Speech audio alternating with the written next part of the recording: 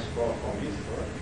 E nós vamos tentar ver se a gente consegue entender um pouco isso e intensificar as colaborações aí entre os nossos diferentes grupos. Então, muito obrigado pela presença. É um prazer estar aqui com vocês e deixa eu dizer que eu também suspeito, né? Vamos falar sobre fluidos complexos, né? Os fluidos simples, muito mais complexos. Em todo caso, o nome é charmoso e chamativo, né? Muito bem. O que a gente vem trabalhando na escola desde pelo menos eu, desde que entrei no curso médio em 1963, e foi com peptídeos. Quer dizer, na realidade, peptídeos são aminoácidos colocados um ao lado do outro. Um polipeptídeo é caracterizado pela ligação de um aminoácido no outro, uma ligação muito simples, uma ligação amiga. Agora, por que peptídeos no Brasil? As coisas sempre têm uma história. É interessante, quer dizer, que essa linha de biologia de peptídeos vem desde os anos 30, 1930, né, quando foi fundado o Instituto Butantan. Quer dizer, nós tínhamos no estado de São Paulo, evidentemente, no movimento para o oeste, os grandes problemas dos acidentes com os animais peçonheiros. Então são as picadas de cobra, aranha, escorpião, essas coisas todas, e eram coisas graves, especialmente na abertura das ferrovias. Precisa lembrar então que nos anos 40, né, fim dos anos 30, nos anos 40, o Butantan, né, aqui na fazenda Butantan, onde nós estamos, né, essa aqui era a fazenda Butantan, né, dá início então ao estudo dos venenos desses animais. E logo começou a ficar claro, né, que uma das coisas que acontecia quando um indivíduo era picado por cobras, principalmente cobra, né? Isso, nós éramos ricos, nós estávamos imersos ou desbravando a mata de maior biodiversidade existente no planeta, que é a Mata Atlântica. O que sobrou foi muito pouquinho, né? Mas era essa mata que se estava desbravando. Então, precisa lembrar que então, no estudo inicial do efeito hipotensor ambiental, quer dizer, o indivíduo que era movido era injetado esse veneno de peçonha, tinha aquelas feridas enormes, por causa que tinha lipases, né, aquelas coisas que dissolvem gordura, mas tinha umas proteases muito fortes. E em poucos minutos, em cenotopia, o indivíduo morria de hipotensão. E foi mais ou menos nessa época que o professor Maurício Rossi Silva, né, estava estudando alergia, né, através de um composto recém-descoberto na época, que era a histamina, certo? Que ele usava metodologias extremamente simples, né?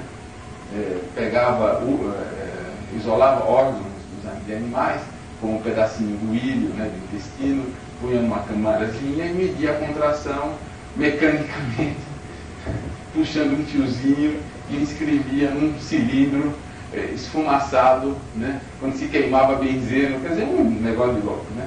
Mas descobriu, né, o professor Maurício, conseguiu descobrir um negócio esquisito que, diferente da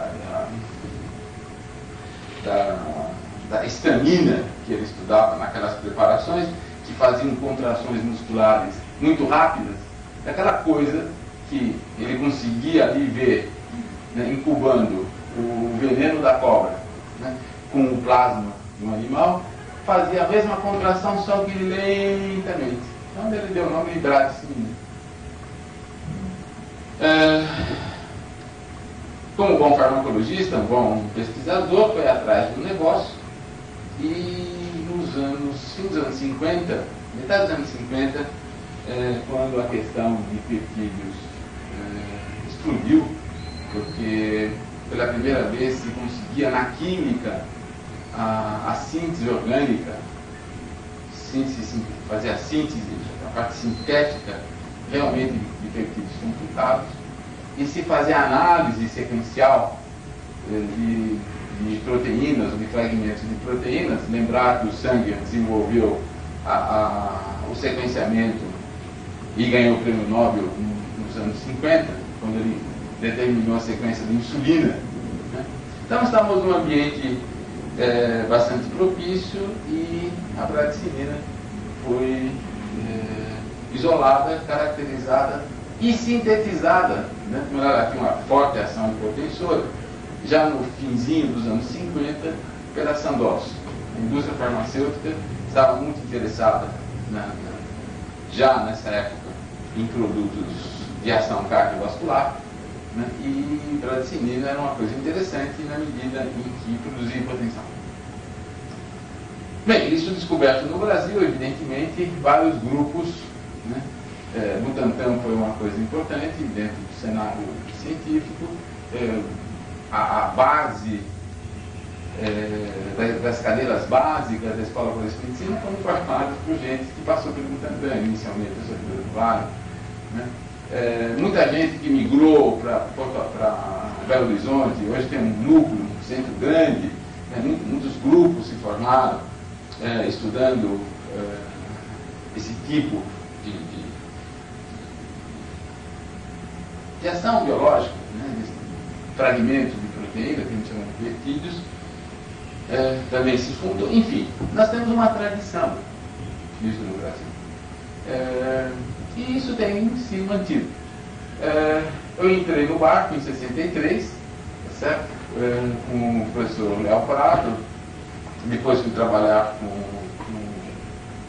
o filho do Léo Prado, que era o Antônio Paiva, e sempre ficávamos em peptídeos. O que aconteceu de interessante nisso, em 1971, a FAPESP, com o diretor, estou contando essa história para nos localizar, acho que isso é importante. Em 1971, a FAPESP colocou $2 milhões para iniciar no estado de São Paulo um negócio que não se sabia muito bem o que era, chamado biologia molecular, né? E isso foi uma proposta e uma visão de um indivíduo extremamente iluminado, o Zé Miller, né? O homem que montou a extinta Metalec. E $2 milhões nos anos 70 no dinheiro. E daí iniciou a biologia, a tal da biologia molecular. Mas ninguém sabia muito bem o que era aquilo, né? Biologia molecular é a biologia que usa moléculas, né? Qualquer biologia usava moléculas, tá certo? Então, o que aconteceu em 71, lá na Escola Paulista de Medicina, participamos desse projeto e foi... nós começamos um negócio que foi sensacional para nós e no meio que estudava peptídeos, foi a introdução de síntese de peptídeos. Era um negócio maravilhoso. Quer dizer, a gente podia agora ter a independência de fazer a sequência que queria, né? Então, fizemos muita farmacologia, muita físico-química. Eu me formei em medicina em 68 e fiz quase física e físico-química, né? Paulo logo se associou. Estudamos muita físico-química naquela época. Se imaginava se conseguiria ter estrutura tridimensional dos peptídeos, daí fazer foco em função, né? Aquele sonho, né, inicial, quando ressonância nuclear magnética, a grande máquina tinha 60 MHz, que não é nada hoje, né? E, enfim, daí vem essa história. Mas quem estuda peptídeos, quer dizer, necessariamente tem que fazer a pergunta: bom, esses peptídeos como se formam na natureza? Uma vez que eles são fragmentos de proteína. Bem, eles são eles não são fabricados como tal. Quer dizer, os peptídeos são, na realidade, uma consequência da ação de algumas outras proteínas, que são as enzimas proteolíticas. Certo? Então, voltando ao começo, quer dizer, o veneno da peçonha, da cobra, é riquíssima em enzimas proteolíticas. Por quê? Porque esse tipo de animal começa a sua digestão na boca.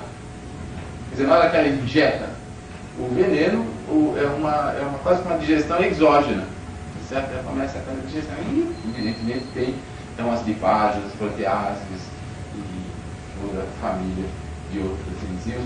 Por isso que os venenos desses animais hoje, do ponto de vista farmacêutico, é muito procurado. Certo? Porque é uma gama enorme de produtos naturais. Muito bem. E então, ali começávamos a poder fazer os peptídeos e o que eu fiz foi, então, sair para esse lado de síntese e a colocar um aminoácido atrás do outro. Então, na verdade, eu tinha feito o curso de medicina, tinha feito um pouco de fisicoquímica para estudar a conformação dos peptídeos, e logo ficou claro que função e conformação não tinha nada a ver uma coisa com outra, porque os peptídeos são extremamente flexíveis. Quer dizer, na verdade, eles tomam forma quando eles encontram o receptor. Isso, depois de uns 5, 6 anos, boas publicações e tudo mais, a gente chegou a essa conclusão de que, na realidade, a estrutura, a forma dos peptídeos absolutamente dava informações relevantes.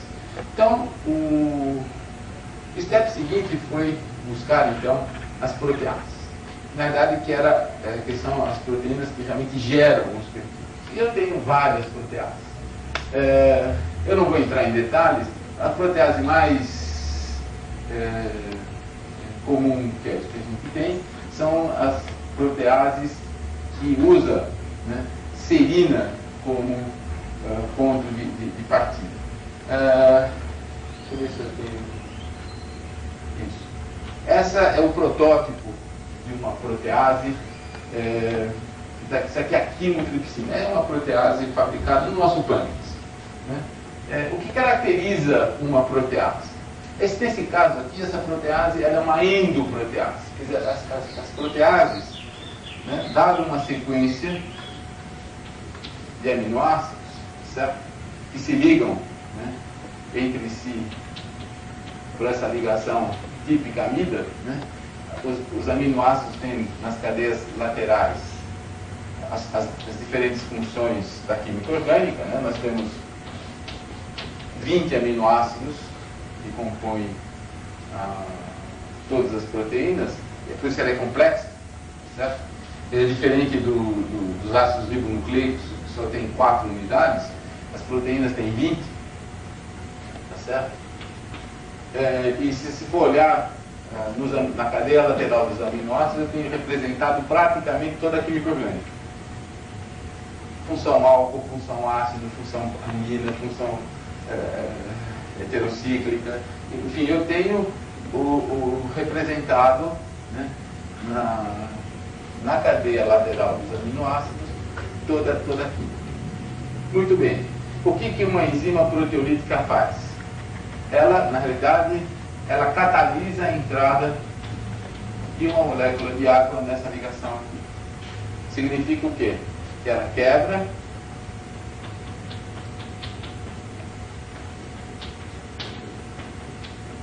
isso. A síntese é exatamente ao contrário. Quer dizer, eu removo uma molécula de água e restabeleço a ligação. Muito bem.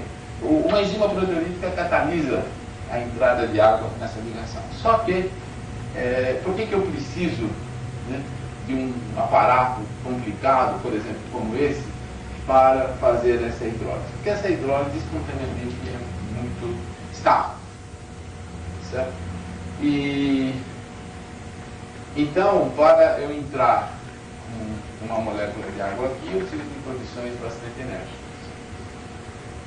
Bem, outra coisa que é importante, quer dizer, todo o sistema proteolítico, evidentemente, foi estudado por onde a coisa era mais fácil. O homem, como dizia o meu professor de farmacologia, José Ribeiro do Vale, pesquisador é que nem um bêbado que perdeu a carteira na rua escura. Isso do qual só tinha um lampião no meio da avenida, né, da rua. O bêbado vai procurar a carteira dele onde? Embaixo do lampião. Mas pode ter perdido em qualquer lugar. Né? Nós fazemos mais ou menos isso, né? Quer dizer, a gente faz o que pode. Né? E, muito bem. Então, a proteólise começou a ser estudada, evidentemente, na digestão. Né? Digestão gástrica, digestão duodenal, digestão feita pela secreção pancreática. Então, os protótipos das enzimas digestivas eram, então, a pepsina, né, do estômago, a tripsina e a quimotripsina do pâncreas. São basicamente as três grandes enzimas que se estudou dos anos 30 até os anos 60. E então essa que está aqui, né, é a quimotripsina. Então se tem em grande quantidade, quer dizer, meia dúzia de pâncreas já dá uma quantidade considerável de quimotripsina suficiente para fazer o cristal. Certo? Tripsina também é a mesma coisa. Né? Na série de Nobéis que fizeram estrutura, né, quem fez a estrutura da quimo, da tripsina, também levou dele. Certo que o primeiro foi RNA, o DNA, né, Watson Crick, depois a mioglobina por Kendrick, depois a hemoglobina por Perotz, certo? E depois o Huber, né, na Alemanha, com a série das enzimas proteolíticas. Agora aqui tem uma opção de histórias interessantes, certo? Quer dizer, isso daqui, caracteristicamente, é uma protease que come, que entra e pega a proteína no meio da proteína. Então, a gente chama isso de uma endoprotease. Eu gosto de relacionar isso como você conhece um pedaço de melancia, sabe? Tem uma fatia de melancia e mete a boca no meio. Isso é o que faz uma endoprotease. Ela mete a boca no meio da cadeia. E dá para ver aqui que ela faz isso mesmo. Se você olhar essa estrutura, certo? Dá para você olhar dois domínios. Um aqui e outro aqui. Isso aqui parece um hambúrguer, parece. O pão de cima com o pão de baixo e o recheio aqui no meio. Né? Dá para ver? Ter essa noção? Tá, né? Então, na realidade, o substrato, né, a alça de uma proteína, tudo mais, ela migra e se difunde aqui dentro. Certo? E aí é que ela é triturada. Então, o que acontece? Se isso daqui é por exemplo, se isso daqui é a alça de uma proteína qualquer, que vai se difundir aqui para dentro, que vai se encaixar aqui dentro, você pode imaginar que as cadeias laterais vão ter que se ajustar, né, ao longo desse vale. E esse encaixe, quer dizer, na verdade é uma acomodação de todo mundo, da proteína, quer dizer, da enzima que vai proteolítica e do substrato. Então, o que acontece? Se você fizer uma relação de área-volume, a pressão mecânica, a força mecânica que é exercida nessas ligações aqui, são de algumas toneladas. Só força física, na hora do encaixe. Quando ela encaixa para valer. Ela encontra a recepção. E em cima disso acontece, então, uma parte química, que neste caso aqui, aí isso não importa agora, mas que eu pulei no slide anterior, eu vou dar uma voltinha, certo? Porque a serina, né, que está aqui, é um álcool altamente estável, certo? Mas esse oxigênio aqui pode ser polarizado, tá certo? E ele polarizando, ele consegue atacar essa carbonila aqui, então forma-se o estado intermediário e essa carbonila migra para o álcool formando um éster, depois entra a água e a migração se quebra. Então, mas o mais importante que eu quero chamar a atenção não é a parte química da história, mas, veja, a cadeia, o substrato que vai entrar, ela migra, ela entra lá dentro, tá certo? E faz, então, ligações, pontes de hidrogênio, muito fortes, e tem toda aquela estrutura tridimensional que trava e segura o substrato. Na realidade, né, se eu for olhar essas estruturas aqui e essa estrutura aqui, na verdade são dois grandes cilindros colocados em posição. Se eu dar uma dissecada, certo? É isso aqui. Quer dizer, e na ponta desse cilindro, certo? É que está o núcleo de catábase, a serina, a histidina e esse asparto, que na verdade formam uma tríade, né? O hidrogênio do oxigênio da serina é polarizado pelo mineral dessa histidina, que é polarizado pelo carboxilato.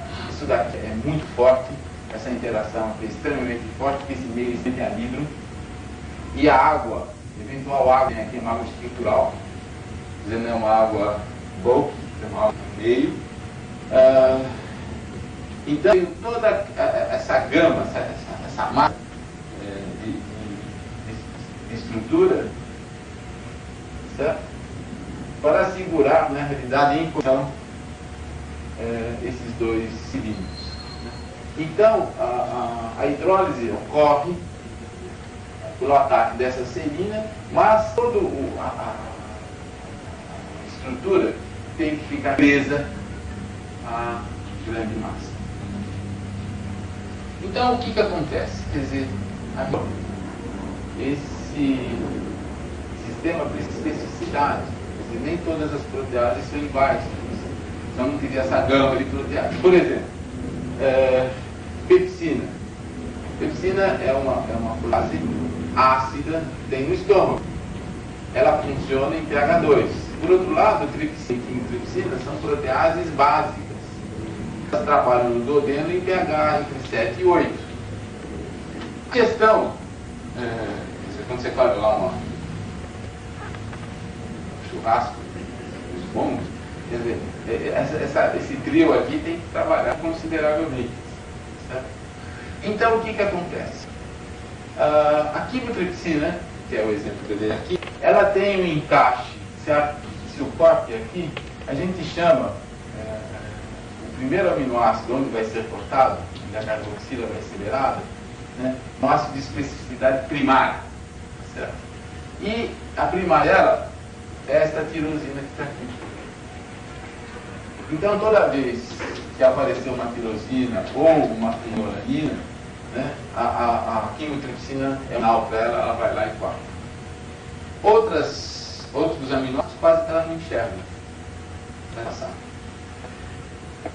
A tripsina, por sua vez, em vez de olhar em fenilalanina e tripsina, ela vai olhar nessa mesma posição arginina, principalmente, e lisina. Bom, mas que diabo isso? Por que essa digestão é tão focalizada para duas enzimas tão especiais? O que elas têm? Por que a natureza as isolou? Muito simples. A resposta vem do metabolismo interno do mamífero. O mamífero não produz todos os aminoácidos necessários. Nós não produzimos todos os nossos aminoácidos. Os aminoácidos que nós não produzimos, a gente tem que comer. São os aminoácidos essenciais. E são aminoácidos essenciais: arginina, lisina, fenilalanina, tirosina. Então a natureza é esperta. Se você come picanha, um filé mignon e tudo mais, não interessa a glicina que está lá, a alanina que está lá, a isolina, certo? Porque essa eu fabrico. Eu preciso absorver de imediato os aminoácidos eu fabrico. Então, o que essas proteínas fazem? Elas vão e cortam. Então, se eu tenho uma proteína lá da miosina, do filé mignon que eu acabei, tá certo? Ela vai procurar o quê? Ela vai procurar expor, tá certo? Para digestão mais fácil, onde estão as argininas, as lisinas, as fenilaninas, as tirosinas, etc. Então, houve uma convergência da evolução em metabolismo, né, do indivíduo, da espécie, do mamífero, certo? E a proteose. Certo? Então, o que acontece? Quer dizer, naquela quantidade de carne que foi ingerido, na hora que corta aqui, ou corta aqui, quer dizer, esses fragmentos, né, começam a se deslocar, certo? A ficar disponível para a digestão posterior, que vai entrar no intestino. Então ali vão ter as carboxipeptidases, são aquelas que vão comer de mim, né? Nós vamos ver exemplos aqui. Então, tudo isso, né, é uma evolução bastante grande e se aprendeu muita coisa em termos de metabolização, de proteínas, muitas doenças, né, do metabolismo alimentar. Lembrar, né, hoje nós temos essa fenilalanina, um negócio importante, porque tem os fenilcetúricos, tá certo? Aquela criança que, se você não pega logo nos 3 dias de vida, ela vai desenvolver uma demência mental, né? Quando a gente toma Coca-Cola, Guaraná, e está escrito lá feniluricos, cuidado que aqui tem fenilalanina, certo? Bastante difícil, certo? Muito bem. Então, isso estava nesse contexto. Se aprendeu muito de proteases. Por quê? Porque há um paralelo entre o estudo das proteases e a química sintética dos peptídeos. Por quê? Para se descobrir da especificidade de tripsina, de quimiotripsina e de pepsina, a gente tinha que ter substratos sintéticos. Sintetizar e não dar a proteína grande é complicado. Você imagina que tinha ali o quê? Cromatografia em papel, nos anos 50, né? Eletroforese em papel. Lá na Escola de Conhecimento existe um museu, né? Eletroforese de alta voltagem. É um negócio que era dentro, o refrigerante era querosene. Aquilo que não dava curto, não era brincadeira. Mas era assim que se separava, não tinha HPLCs, não tinha espectroscopia de mato, não tinha nada disso, era papel mesmo, né? Máximo sílica gel, quando Deus ajudava, né? Muito bem. A insulina é sequenciada na base de cromatografia em camada de ar. Posso perguntar uma coisa? Foi não. Cada desses aminoácidos, ele tem uma protease típica para reconhecimento? Não, isso tem. Eu chamei a atenção para a tripsina e a arginina, porque é o highlight. Uhum. Depois, a própria persina tem algumas funções, mas ela prefere sempre coisas do tipo tirosina e melanina.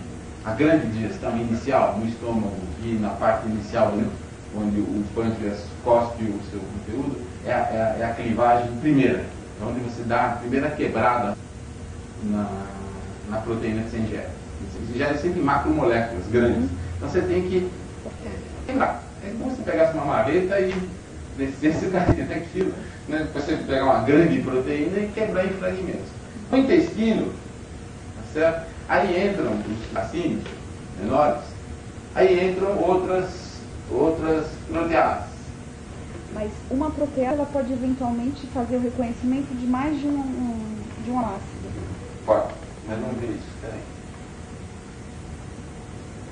Por exemplo, esse sítio primário aqui, esse que você está vendo, né? Por exemplo, eu falei de tripsina e aceita esses radicais grandes, tipo aromáticos, certo? Extremamente hidrofóbicos. E o sítio de interação é bastante mantegoso. É uma manteiguinha que a gente costuma colocar. Já na tripsina, você tem no fundo do saco de interação um ácido aspartico, uma carga negativa, é por isso que seleciona. Em compensação, a elastase, que você tem também na digestão, mas tem, principalmente na digestão, tem uma outra digestão que a gente tem que estudar, que é importante, que é a digestão celular, né, dos macrófagos, né, das células que quando o organismo é atacado, né, o macrófago vai lá e o micro-organismo, a proteína estranha, a água que entrou no dedão, a vírus que até atacou, tá certo?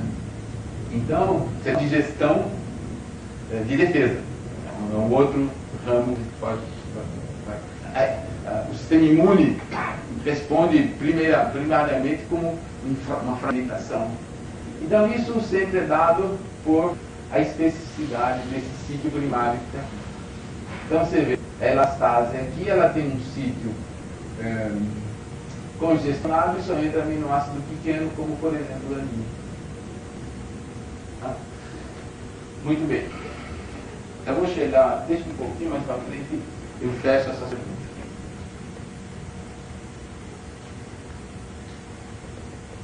Aqui só para dar um detalhe de como é íntima a relação do sítio primário, no caso aqui a fenilalanina, encaixando no centro de reação da química.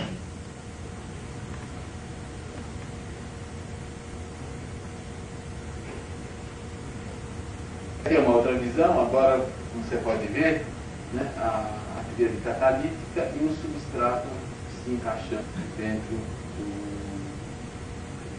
do núcleo do reator. A reação precisamente vai acontecer. A energia desse processo é extremamente grande se você achar a energia de ativação do processo. Então, todas essas interações reduzem a força dessa ligação amida, então o oxigênio entra, e por isso que você tem uma aceleração de 3, 4, 5 ordens de magnitude. Mas tem mais um detalhe que não interessa. Então, respondendo detalhe agora a sua questão.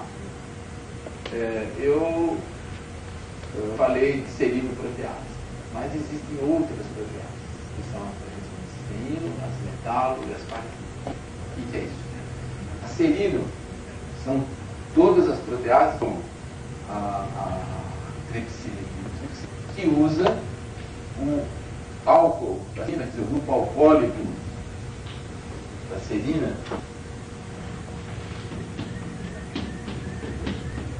como um catalisador. Porque eu polarizo esse hidrogênio, vai sobrar um par de elétrons vigoroso. Certo? Então, todas as enzimas que usam na estratégia de ataque da carbonila, oxigênio, da serina são as serinoproteases. Minha irmã, o oxigênio, na escala de Mendeleev, o próximo é o enxofre. A mesma coisa, a polarização desse hidrogênio aqui deixa o par de átomos do enxofre disponível. Então eu tenho as serinoproteases. As cisteínoproteases. Esse daqui é serino e aqui é cisteína. Essas enzimas são as mais antigas. São as que aparecem no lisosoma das células. Ela vai aparecer com muita frequência nos animais unicelulares. Provavelmente é da história da evolução das coisas, né? Quer dizer, eu devia ter enxofre quando a Terra começou a aparecer. Esses aminoácidos que tinha que aguentar era esse.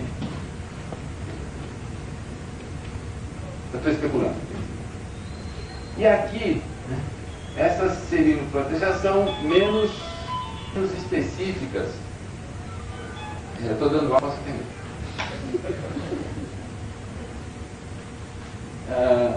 Coleira eletrônica funciona.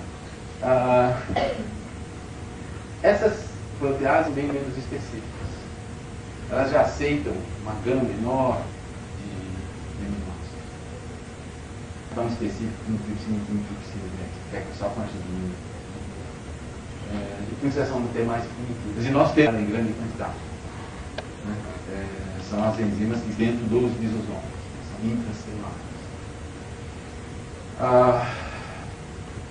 Depois eu tenho duas outras, que são metalo e aspartame.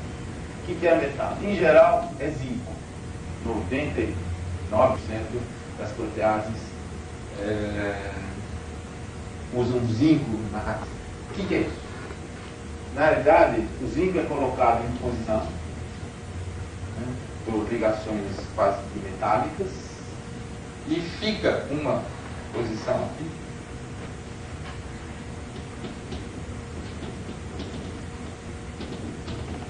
Ele polariza uma molécula de água.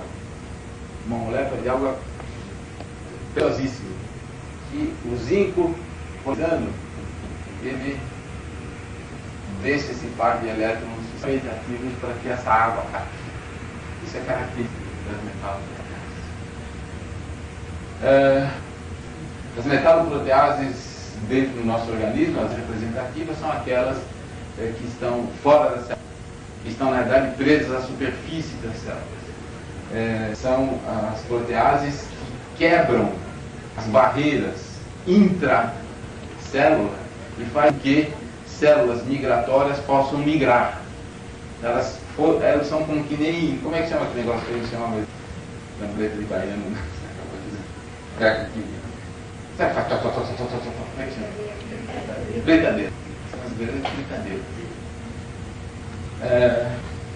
E elas são extremamente, hoje, alvo, porque é assim que as células cancerosas invadem, usando essas metaloproteases. As asfilproteases polarizam também uma molécula de água, só de ser um metal, são dois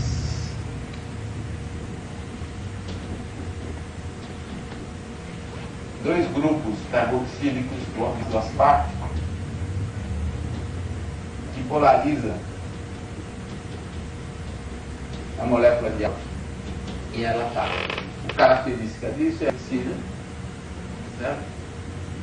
E hoje, famoso, né, a mais famosa aspartilprotease, que a indústria farmacêutica botou milhões, foi a protease, a aspartilprotease do HIV. Nós vamos ver que o HIV sintetiza uma protease, uma aspartilprotease que é fundamental para a sobrevida dele. E quando, nos anos 80, se conseguiu especificamente um bom inibidor da aspartilprotease do vírus, você aumentou a sobrevida dos pacientes no mínimo de 10 anos. Foi a grande, o AZT é muito bom, mas a evolução, mas a associação com os inibidores de protease foi um breakthrough fantástico. Hoje tem outras coisas, o coquetel cresceu, mas me lembro, né, quando eu fui no Mormon Conference de enzimas proteolíticas, na terceira de enzimas proteolíticas, nos anos 80, já se sabia que tinha alguma coisa da proteína do HIV. A Merck tinha 3 grandes grupos trabalhando na companhia. E esses 3 grandes grupos competiam, eram 3 grupos de funcionários da Merck competindo uns com os outros. Eles precisavam ter a enzima recombinante em grande quantidade para testar os inibidores. Então você tinha um grupo fazendo biomolecular, um grupo fazendo síntese da proteína como tal, um grupo tentando purificá-la do natural. Por incrível que pareça, um grupo de químicos que se sintetizaram quimicamente. Eu me lembro, era um segredo enorme, e Gordon Conference, depois das 10 da noite, roda muito whisky, né, aquele negócio. E o escocês abriu o bico. Temos o inibidor. Né? Fala mais, você queria falar. Não, eu só uma pequena colocação. No aspecto, analisando o efeito do ACT, na população que tem HIV, por muitas dessas pacientes com 18. Exatamente. 18 minutos. Dentro da escala, né? Além do tudo que você fez lá, né? Então, o que acontece é que eu me lembro, então, em 1983, 84, quando eu fui a primeira Gordon Conference, e quando eu apresentei o meu primeiro projeto da FAPESP, assessores de uma enzima proteolítica, já se sabe tudo sobre para que você quer mais isso? Na verdade, e nessa Gordon Conference, o Sherman, nós éramos 30 pessoas ou 20, não chegava a 30 pessoas. E diz, olha, agora não voltar o tema proteólise, porque... E naquela sessão apareceu uma jovem, né, mocinha, hoje famosíssima, né, que trouxe a primeira enzima do sistema de Caspases que dá a famosa morte celular, que é central no processo do turnover celular, né? De morte sem acionar o sistema imune, ou quando você bloqueia a base, você perpetua a célula e você tem um câncer. Né? A primeira protease de vírus foi tentada nessa agora. Isso é um negócio emocionante, a explosão que isso aconteceu. Então, as enzimas proteolíticas, que era um tema relativamente restrito, sem pouco atrativo, né? Começou a tomar corpo na medida em que, veja, ela está envolvida em processos fisiológicos e patológicos essenciais em todo o organismo. Hoje, a gente conhecendo então, o genoma humano, 2 a 3% do genoma humano é enzima livre. Do rato é 5%. É incrível a quantidade de enzimas proteolíticas que tem ao redor. Muito bem. Então, as enzimas são classificadas dessa maneira. Pelo mecanismo químico, né? Ou ela usa uma serina, uma cisteína, ou usa zinco, ou usa asfalto. Depois, pelo centro, esse é outro tipo, né? Que é o tipo de clivagem. Nesse que aí entra aquela sua pergunta. Né? Quer dizer, talvez que eu peguei um pedaço grande lá, uma grande proteína aí, e dei uma cacetada nela e quebrei um pedaço, certo? Na verdade, quem faz isso são as endoproteases, que comem no meio, certo? E dão os fragmentos. Aí depois, com os fragmentos, o que eu tenho? Aí está em ação as proteases que elas pontas vão liberar os aminoácidos. Então existem proteases que comem que nem banana, você come banana, né? Então elas pontas, né? Então ela tem um centro de catálogo pequenininho, né? Vai comer de 1 em 1, ou de 2 em 2. Então são as exopeptidases, podem ser carboxo ou amilo, comer de um lado ou do outro. Que come de 1 em 1, de 2 em 2, de 2 em 3 em 3, então tem uma... Isso no intestino, eu tenho uma quantidade enorme desse tipo de proteases. Se aprendeu hoje, né? O mais interessante é comer de 1 em 1, se eu tenho que absorver os aminoácidos, né? Se eu tenho que transformar a proteína do boi que comi em aminoácidos para eu fabricar as linhas. Mas que diabo faz essas trias? Hoje se sabe que a melhor maneira de você absorver metais importantes para o nosso organismo, o ferro, né? É o ferro complexado com tripeptídeos, lipeptídeos. Porque se você tomar sulfato de ferro como tal, o máximo que você ganha é uma grande diarreia. Certo? O melhor jeito de você comer ferro é comer carne. Na época que eu me lembro, no meu curso médico, disse, vamos fazer comida em panela de ferro para dar anemia ferropriva na população. Vamos distribuir panela de ferro. Não. Você tem que dar mesmo um pedaço de carne. Por quê? Porque o ferro na hemoglobina está lá, ele vai complexar com esses peitos e vai dar. Muito bem.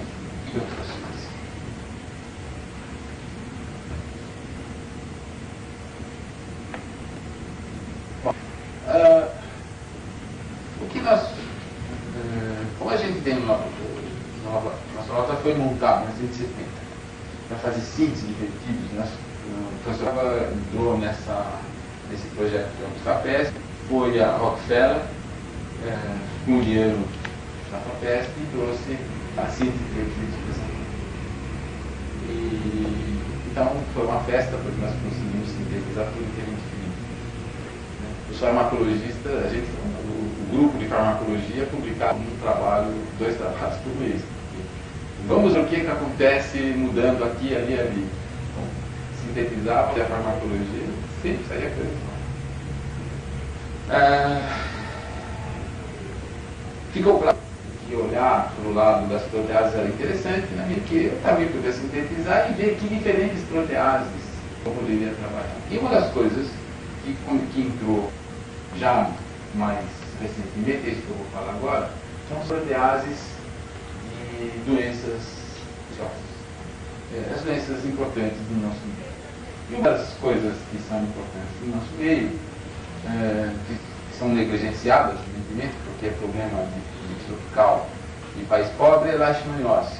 A leishmania é uma doença transmitida por mosquito, que tem 2 tipos, tem a tegumentar, né, e tem a viral. O visceral é mortal, praticamente impuro. A tegumentar se restringe.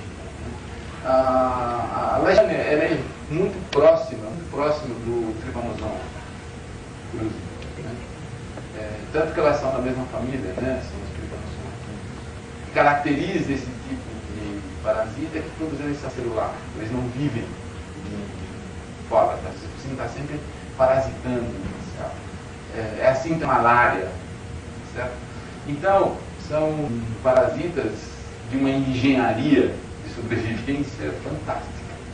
Certo? E vivem na natureza há milhões de anos. Foi demonstrado, até foi demonstrado aqui na química, aqui da USP, que o Trypanosoma cruzi é mais velho que os dinossauros. O Trypanosoma cruzi, não o cruzi, a família Trypanosomachidae, né, existe antes dos dinossauros e se você fizer um inventário do Trypanosoma existente na África, você vai encontrar claramente o perfil que ele fez na medida que os 2 continentes se separavam. E são animais que são bichos, né, que são celulares que vivem dentro da célula. Então eles têm uma estratégia de sobrevivência fantástica. Então, um dos focos que a gente se envolveu, até financiado por um projeto da Comunidade Europeia, é dar então uma cisteínoprotease de leishmania. O que caracteriza a cisteínoprotease é isso daqui. Ela tem uma cara muito parecida com a da celulinoprotease que eu mostrei antes. Veja, ela tem também 2 domínios, né? Os 2 passos do hambúrguer, tá vendo? De um lado, domínio 1, domínio 2, né? E aqui no meio é onde o substrato se difunde. E em vez de ter a serina, eu tenho aqui a cisteína. Eles são muito parecidos.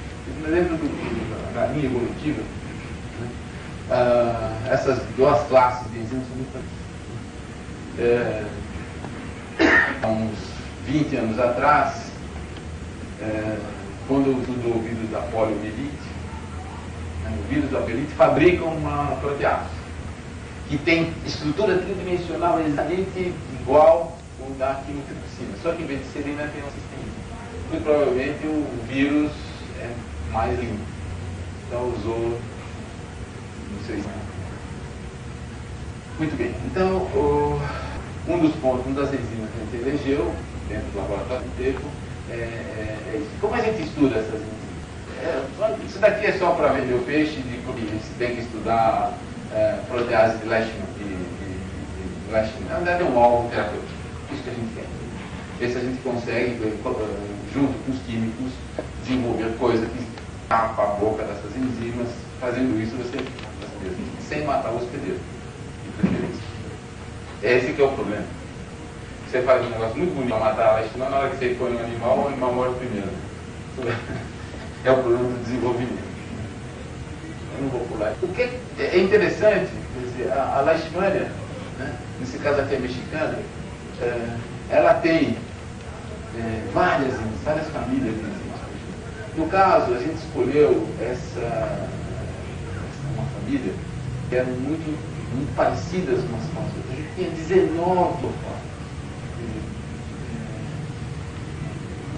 Se você mata uma, a outra entra em ação. Quer dizer, a capacidade desses bichos de se adaptar ao ambiente é fantástica. Tem que ser, porque a leishmania sai do quê? Ele sai líquido, né? Vai para o mosquito, que é um ambiente totalmente diferente, certo? Volta do mosquito mamífero, não é isso? Quer dizer, imagina o ambiente químico que esse animal, que essa célula tem que enfrentar. Então, provavelmente ela liga e desliga, né, esses genes e produz a protease que ela precisa ou não precisa. Certo? A gente caiu na nossa mão, você vê, DCPP 2.8 é uma sequência aqui que tem 14 cópias. Nunca me espero o trabalho que a gente mandou e fez ingenuamente. Desenvolver inibidores para enzima, então arrependido disso, então vocês vão desenvolver 19, né? Tem 19 proteases, né?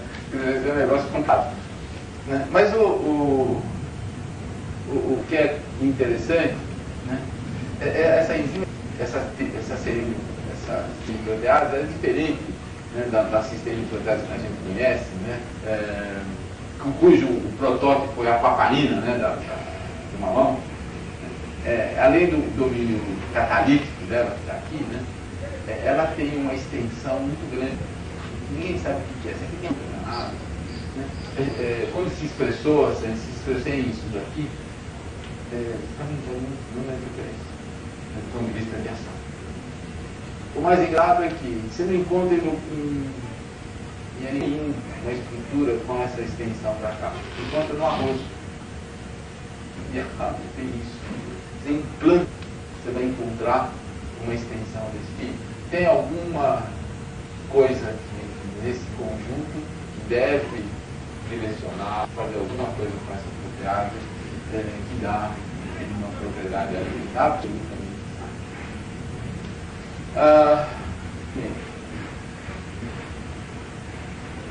Nota o seguinte, quer dizer, nós tivemos duas enzimas, 2.8.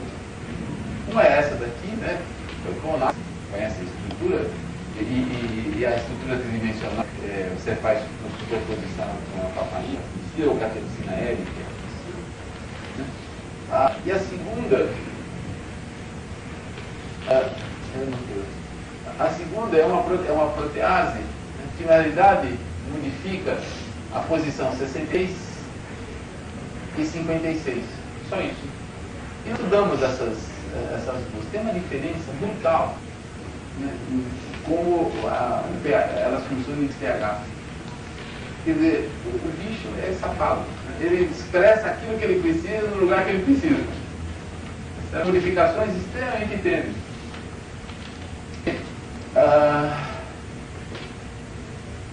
Como é que se estuda enzimas proteicas? Onde o corte, né, que eu coloquei aqui, a gente chama de substratos, né, são aminoácido 1, 2, 3, 4, assim sucessivamente, em direção ao lado amino do substrato que está sendo cortado. E linha 1, linha 2, linha 3, para o lado carboxílico. Né? Então, se você utiliza uma sequência desse tipo, certo? Esse aminoácido, onde corta, você vai ficar sabendo o que a enzima encaixa no sítio que a gente chama de 1, 2, 3, 4, ou linha 1, 2, 3. Você vê o que você monta as chaves para ver como é que é a fechadura. Basicamente é isso. A gente sintetiza entre chaves para deduzir como é que é a estrutura daquela fechadura. Isso é o passo inicial, evidentemente, para você depois fazer uma chave falsa que gruda e não sai. Esse é o racional.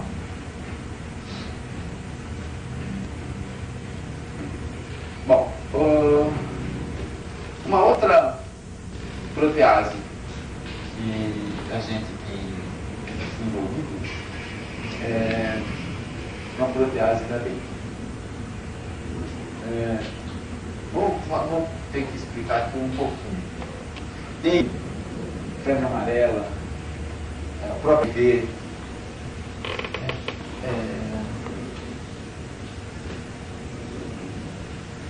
Enfim, uma parte dos vírus, como é que funciona o vírus? O vírus é a forma mais primitiva de vida, né? Mais primitiva que isso, complicado. Existem vírus de vários tipos. O vírus da dengue, especificamente, é um vírus encapsulado. Ele tem um material genético, quer dizer que é uma fita única, no caso do dengue de RNA, e ele é colocado dentro de uma cápsula de proteína. Na verdade, essa proteína é um polímero, são duas proteínas que se repetem várias vezes e formam uma caixa. Certo? Esse é o vírus da dengue. Agora, quando ele entra no palco do hospedeiro mamífero, homens, por exemplo, você tem que entrar, ele vai se reproduzir. Ele só pode, se não tem reprodução, ele não tem nada, ele não tem maquinário. Então o que ele faz? Ele tem na cápsula, na proteína, em volta, tem setores, certo? Que na célula, no caso da célula humana, reconhece esse grupo. Então ele vem, né, encaixa aqui, né? Vou aproximar a célula que fica mais fácil.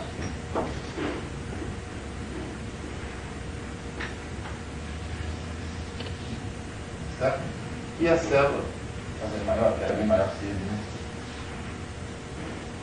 E ele consegue, então, a célula consegue engolfá-lo. Ele entra. Na hora que ele entra para dentro da célula, essa membrana que se funde, essa proteína se funde na membrana celular, e o conteúdo, o RNA aqui, migra para dentro da célula. Pronto, é isso que eu queria. É isso que ele queria. Agora ele está lá. Ele vai usar a maquinária da célula. Certo? Então a primeira coisa que ele faz no ribosoma, que é a maquinária que traduz ele vai para o núcleo e lá ele tem uma transcase que transforma o RNA em DNA. Ele faz uma cópia do DNA dele. Essa cópia do DNA vai para o ribosoma e fabrica o RNA dele. Esse RNA que ele faz? Ele vai usar a maquinária e vai produzir uma grande proteína. E essa grande proteína contém a proteína da cápsula e contém algumas enzimas que ele vai precisar para acelerar a transformação do RNA em DNA, a cópia de DNA em proteína e tudo mais. Então, e uma dessas proteínas que ele gera é uma protease. Então, ele é curioso. A célula ele invadiu,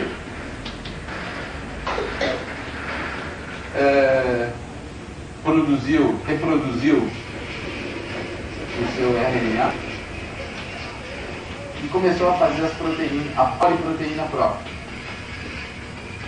E essa proteína é um negócio de 1 milhão de peso molecular. E aí dentro tem uma protease. E essa protease, ela consegue, certo? Por um mecanismo próprio,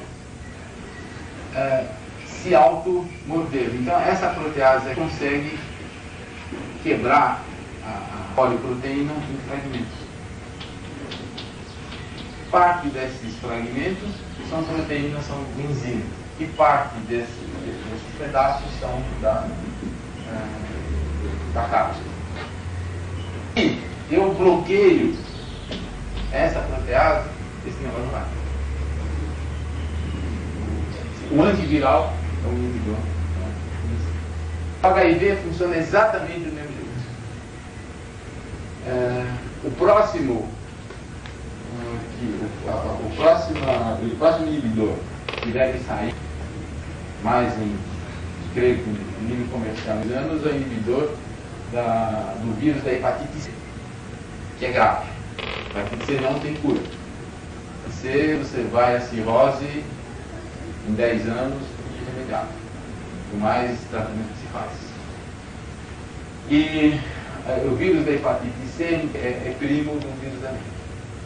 É uma protease muito simples. Então, evidentemente, tem muito mais dinheiro da indústria farmacêutica em cima do vírus da hepatite C do que de dengue. Porque hepatite C, tá certo? É de país rico que também tem país pobre. E é só investidor. Então, a dengue, assim como a leishmania, assim como a malária, são doenças negligenciáveis. E é o que sobra para a gente trabalhar. Uma característica interessante dessa protease é o seguinte. Olha, se a enzima está aqui no meio, quer dizer, como é que ela fica ativa? Porque se ela está viva, é um cachorro amarrado com linguiça, né? Uma coisa é você pegar um cachorro e amarrar ele com linguiça. Aí se fartar, né? Se ela é viva. Então esse é um outro truque que a Lisa faz. É preparar as proteases já amordaçadas. Ou inativas. Ela tem que ter uma coisa que até agora vai, agora é a hora de você dar. O que acontece, certo? E esse slide mostra isso. Esse negócio em amarelo aqui é um pedaço da cadeia, certo? Que se dobra em cima dela, que vai montar o centro. Então o que acontece? Né? Quando a poliproteína é sintetizada, né, no ribosoma, o ribosoma na realidade é uma membrana. Tem membrana celular, parecida, que são estruturas membranares, e essa poliproteína vai para um lado, vai para o outro, vai para um lado, vai para o outro. Ela faz isso. Ela atravessa essa membrana várias vezes, à medida que ela vai sintetizar. Quando ela termina de ser sintetizada e migra para algum ambiente diferente, um pedacinho de alça que corresponde a esse amarelo aqui, encosta na aliança. Na hora que ela encosta, a protease fica aqui. Então, é como se destravasse a mandíbula do cão. Esse é um jeito bastante usado, né? Muito estudado, como as proteases são ativadas. Certo? Isso aqui é um outro capítulo enorme. Né? Como é que a pepsina não dissolve o próprio pâncreas? Você pode perguntar isso. Como é que a papaina, a pepsina não dissolve o nosso estômago? Está sendo fabricada aqui dentro. Né? Então, o problema é que ela é sempre, como no caso do vírus da dengue, certo? E de outras, elas são sempre ficadas na forma inativa. Né? A tripsina, por exemplo, é aqui que foi o grande, a quimiotripsina, a tripsina, a quimiotripsina, que foi o trabalho da Samuel X, na verdade foi o alvo que o Huber ganhou o prêmio Nobel, foi o mecanismo. O que é? É sintetizado a tripsina como um todo, e tem alguma coisa que corta, ou uma condição que corta 6 aminoácidos da terminação indeterminada. Saiu aquele 6 aminoácidos, ela muda a forma e fica ativa. Mas isso só acontece no intestino. A pepsina, né, vem também com um pedaço grande, segurando, amordaçando ela. E esse pedaço só sai quando ela encontra um pH ácido. Então, assim vai. Então, tem proteases, na verdade, são ativas só quando ela forma dímero. um pedaço em cima, aí ela só tem que encontrar a irmã dela, aí forma o de catálise, ela não funciona. O vírus VS, ela é formada por duas metades idênticas, que quando se junta, aí no centro da raiz fica ativo. Então essa enzima foi clonada, esse pedaço aqui é sintetizado ou à parte ou na própria construção, e a gente tem a enzima. Isso dizendo, né, que a dengue prepara uma grande proteína, mais de 1 milhão, né? Então nessa terminação aqui são as proteínas bucapsínicas, que são ali da proteína que vai envolver o RNA. E depois todas essas outras estruturas MS, que a gente chama de sem estrutura, no structural fragments. Então cada pedaço desse aqui vai em cima para fazer alguma coisa, nem sabe o que faz. E esses pontos é onde a enzima corta. O que se fez, não dá para a gente sintetizar a proteína toda, nem a enzima toda, mas o que se faz é uma quimera em que expressa o centro de catálise, põe um remendo aqui de algumas glicinas, fica presa, e põe um centro ativador. É com isso que se consegue alguma vantagem e se procura então inibidores quando essa estrutura. Bem, essas são as sequências que aparecem nos pontos de cribagem da proteína. O que nós fazemos é sintetizar esses fragmentos e testar essas hipóteses. O que chama a atenção a essa hipótese é que ela é igual à tripsina, ela adora a ginina. O grande sinal dela é alguma coisa que tem que sinalizar. Então essas enzimas são extremamente específicas, tem que ser. Elas vão fazer coisas muito especiais.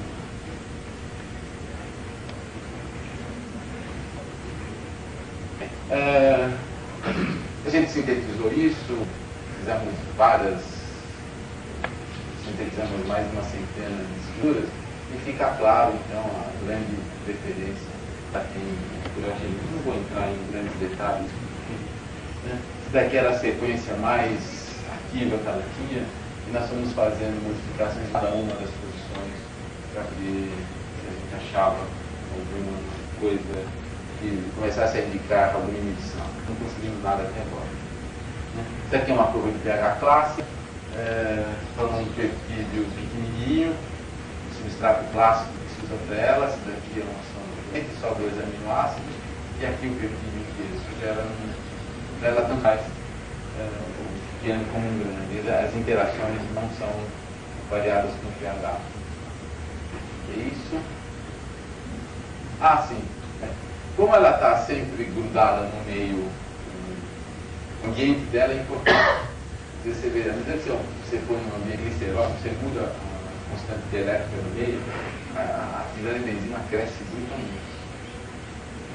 O ambiente ali, você provavelmente ali naquela cristela, o ambiente físico está mimetizando íons, e a gente demonstrar isso foi cascar em glicerol. Você vê, ela aguenta até 40% de glicerol. Esse negócio aqui é parece uma cauda, né? de botar em cima de bolo, né? Bem delicoso, né? Mas ela aumenta a atividade. O que é isso aqui? Você tem um trabalho que a gente sempre tem que fazer com o na mão, é ver como sais interagem. E muitas vezes isso é o sinal, o controle através de sal. Cálcio, sódio, potássio. O organismo tem muitos coisas, quando você não sabe, você é obrigado a fazer.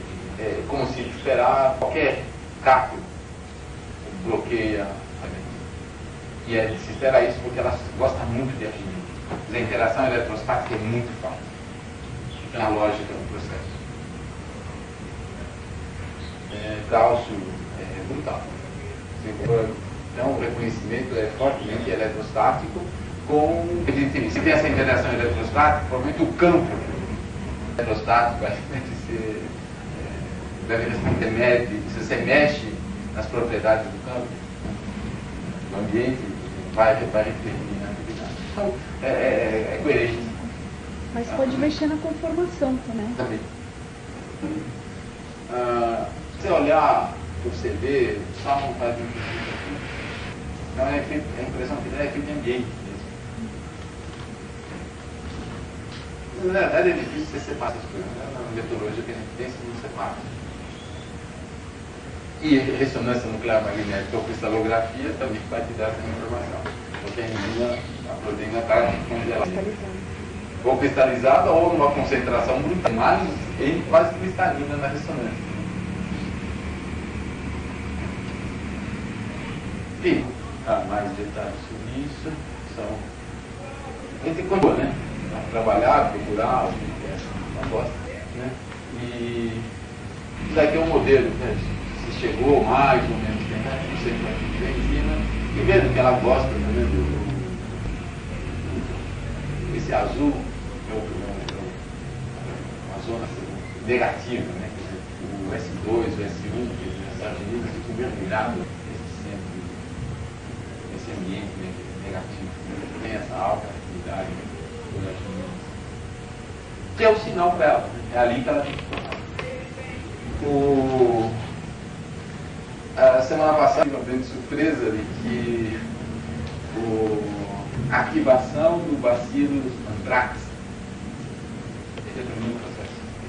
Significa que se ele conseguir um inibidor, vai saber, pode vender micróbios como um ar terrorista na escola básica.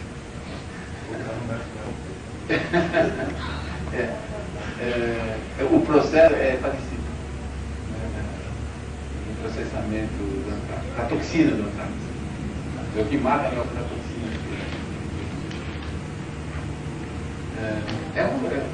Interessante continuar, né?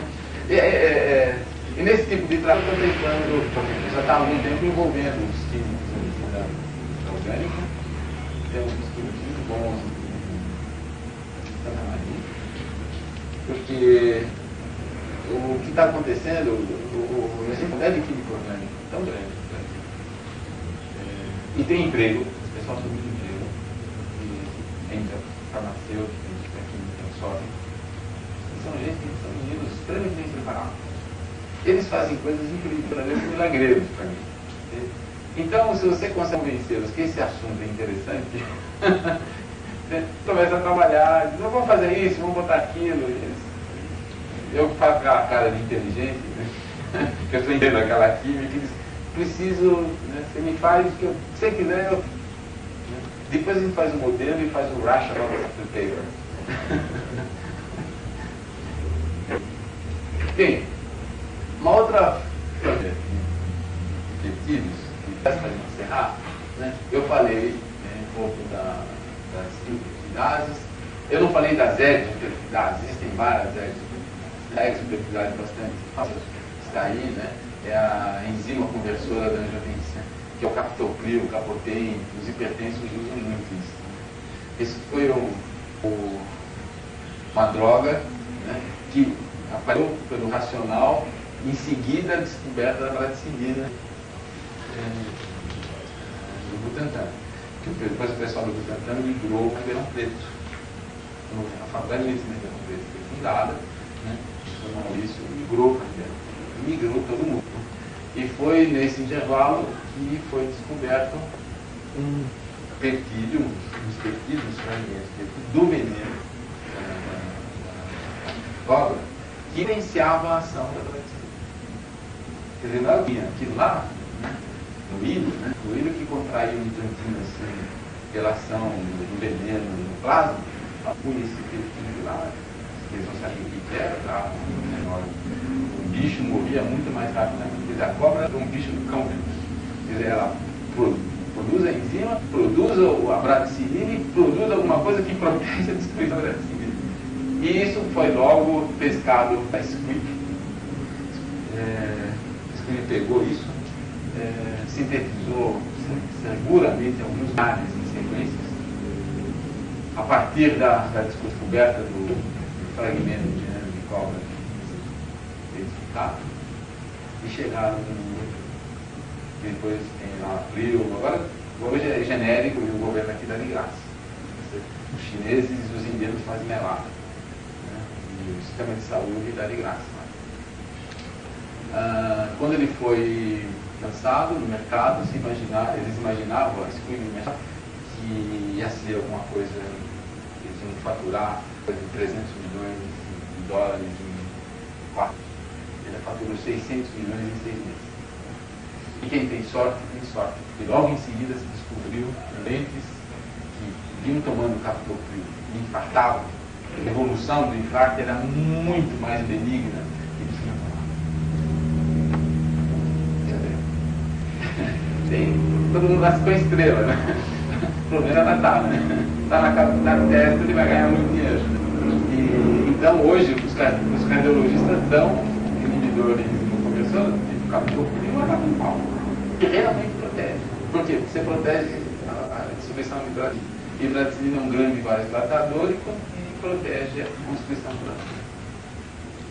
Então, isso é um exemplo de exopeptidase, que corta muitos casos de 2 em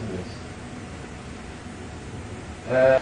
É exopeptidase também, outra que está na moda agora, é uma diamipeptidase, que distribui insulina e receptor de insulina. A inibição dela potencia a atuação da insulina, o negócio está entrando agora. E oligopeptidase. Peptidase é uma das enzimas que também foi descoberta, uma delas importantes foram descobertas aqui no Brasil. A do Tini, o último estudante do Maurício Rocha Silva, o último que ele formou, descreveu a oligopeptidase, o Camargo, Antônio Camargo. É um médico que se formou em Ribeirão, né? Foi estudante de iniciação científica do Maurício. E a última coisa que o Maurício queria saber é qual o efeito das meninas no nervoso central. E dá sempre o problema inicial para o coitado que chega, quer começar a trabalhar. E o Camargo começou a estudar isso e logo percebeu que a bradicina era totalmente destruída, rapidamente destruída. E se ele crescer fazendo, aí já entrou na minha geração, vocês faziam uma polibradicina, né? Tinha 2, 3, 4 bradicinas, uma molécula única, o cérebro, os extratos do cérebro não dá mais. Então, então assim, tem enzima aqui que encara peptídeos pequenos. E eu dizia para ele, enquanto a gente não consegue uma proteína que ela corta, se você está pequena, ela é possível. Eu nunca acreditei que existisse oligopeptidase. E até que a estrutura tridimensional de uma delas, que eu tinha também estudado, né, que é a neuroenzima, quebra a neurotensina, que é uma peptídeo pequeno, a estrutura tridimensional foi escrita, e era isso, era uma caverninha. Dentro de ação dela, o peptídeo placebado tem que migrar lá para dentro. Então, isso compara com a minha coisa pequena. Então, o conceito de oligopeptidase está aí. Ora, por que a natureza vai fazer um negócio desse? Sofisticação, né? O que acontece é que essas enzimas, todas elas vivem dentro das células, elas não vão para fora. Então, elas têm que ser desse jeito, porque senão ela começa a comer as coisas que nascem. Segundo, elas não têm elas são sintetizadas já na forma ativa. Elas não são fabricadas na forma de pró-enzima, como a pepsina, ou como monômeros que tem certo? Então, ela já nasce por dentro. Então, elas fazem, ela metaboliza os pequenos peptídeos, fragmentos de proteínas dentro da célula. Então, a neuroenzima é um desses exemplos. Um outro exemplo, que também é do cérebro, substituiu o oligopeptidase. O cérebro produz vários peptídeos, especialmente a hipófise, mais particularmente a hipófise posterior. Nós fabricamos dois peptídeos distintos, um é a ocitocina e outro é a vasopressina. O que é a ocitocina? É um peptídeo de 9 aminoácidos, fabricado tanto no homem quanto na mulher. No homem não absolutamente sabe o que faz, mas na mulher, no mês de gravidez, né, começa a ter receptor uterino a esse peptídeo e começa a trabalhar. A contração uterina é feita pela ocitocina hipofisária posterior no útero. E aí se instala o trabalho de parto. A segunda ação da ocitocina é na musculatura lisa que envolve os ácidos mamários para ejeção de leite. Portanto, quando você tem a produção de ocitocina, você tem dois efeitos. Você tem a contração uterina para expulsar o feto e a ação na musculatura que envolve os ácidos produtores de leite para a ejeção de leite. É clássico a figura, né? E é estimulada quando a criança vem e suga uma da mãe. Há uma ligação com o cérebro que tem a produção de leite. Tem um quadro clássico, não sei qual dos museus europeus, que você tem o menino Jesus mamando num seio da Virgem e o outro esguichando. Né? Porque na realidade você tem o efeito da ocitocina, sabe? Provavelmente ele viu acontecer, né? Então,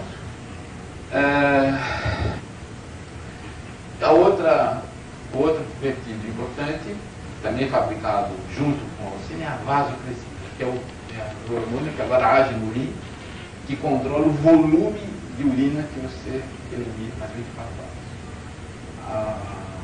A presença do hormônio reduz a eliminação de urina. A falta, você tem o que a gente chama de diabetes insípido, ou diabetes não dependente de álcool. O indivíduo chega a urinar 10, 12 litros por dia, porque ele não tem a absorção final de líquido. Quando você toma excesso de líquido, você inibe a produção desse hormônio. Quando a gente toma aquelas cervejas a mais, né? Você faz um xixi de noite que não é ótimo. Tá certo? Por causa disso, você inibe a produção de vasopressina. E, como todo peptídeo,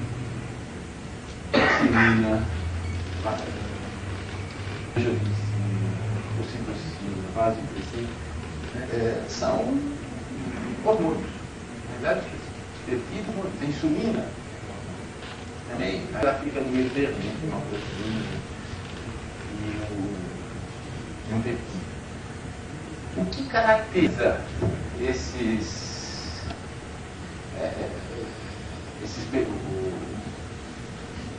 os hormônios peptídicos, certo?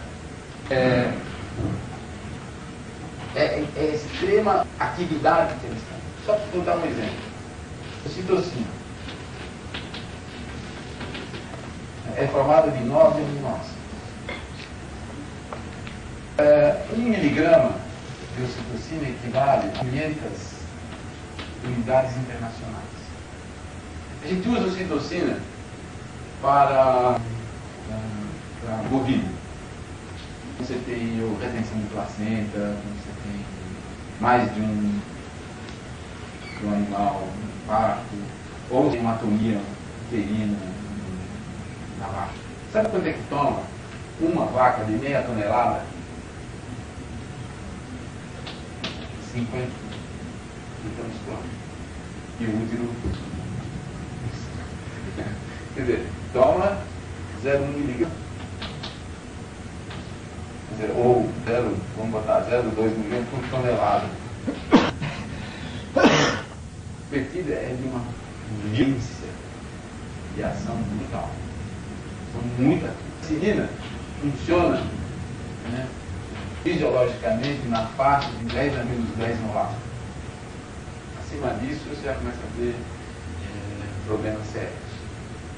Então, o que caracteriza peptídeo é eles têm uma ação muito rápida e eles têm que ser destruídos rapidamente